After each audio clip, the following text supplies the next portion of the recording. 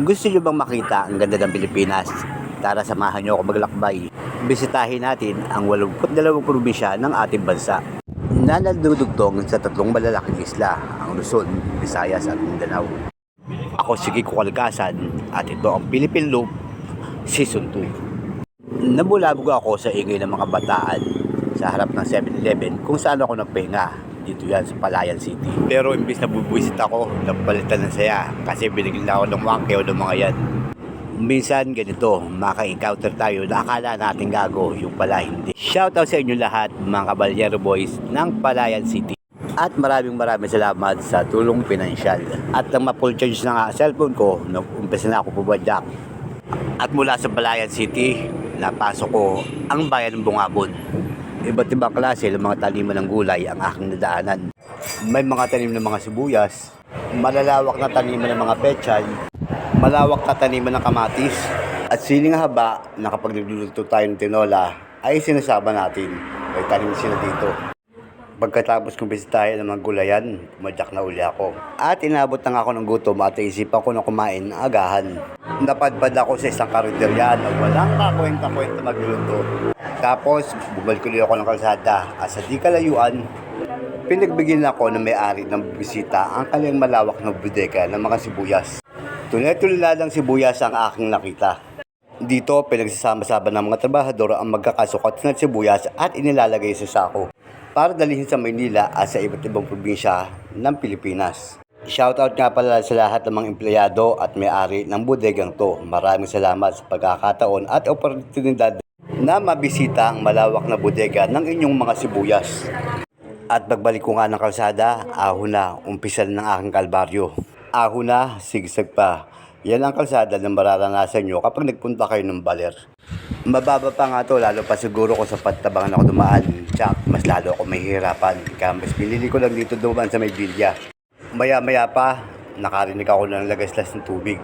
Nagkaroon ako ng pagkakataon para makapaglaba at maligo sa malamig na talon. At nang matapos na ako, pinagsampay ko lang lahat ng nilabahan ko sa may handlebar ng aking bisikleta, sabay alis na naman. At sa pagpapatuloy ng aking pagpadyak, narating ko ang Labi River. Nagpahinga muna ako saglit sa karinderya nila Edgar, ang kaibigan ko rito.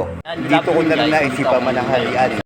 50 pesos lang ang mami nila dyan, pero masarap at nag-uumapaw sa sahog. Good afternoon guys, nandito ako ngayon sa napakalapit ko lang talaga sa Labi River. Ayun, dito na ako malalakad yan kila Edgar, sa Edgar, kay si Jabo. Yun, siya nag-serve na ito, at siya din nagluto. Siya nagluto. Promise. Kaya pag nagawin kayo rito, ayun lang nung pinakabungad ng tulay, yung karinderya rito. Yan, makakita nyo yung karinderya rito. Ipaluto lang kayo kahit ito.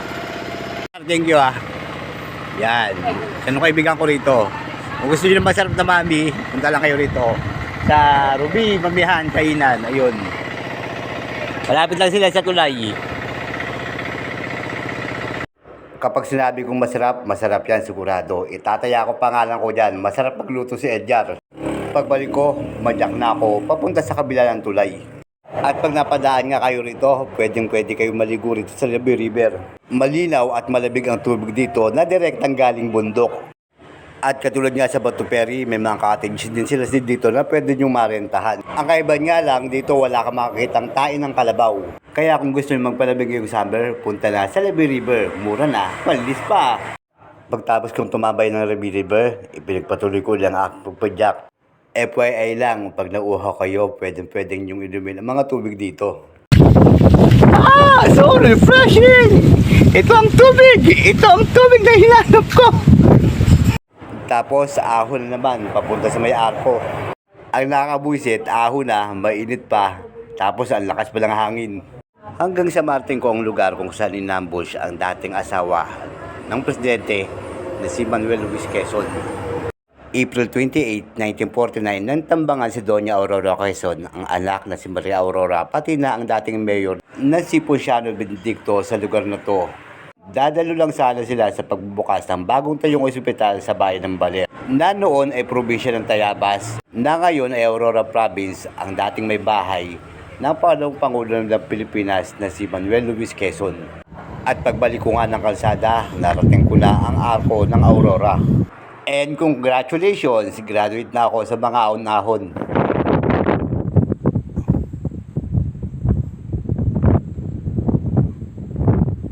Ninamnam ko muna ang sariwang hangin sa taas bago ako tuluyang bumaba. Bulusok na kasi to, papuntang Baler. Kung may ahon man, hindi na ganun kahirap. And game start. Apate, apate, apate, apate. May mga nadaan akong landslide dahil sa volcanic eruption. At bigla lang ako nanginig sa lakas ng hangin. Hanggang sa marating ko na nga ang patag na kalsada. May mga bahay na. Gabi na nang marating ko ang arko ng Baler. At yan ang kwento sa likod ng pang-apat na araw ko sa kalsada. Maraming salamat sa panood and God bless.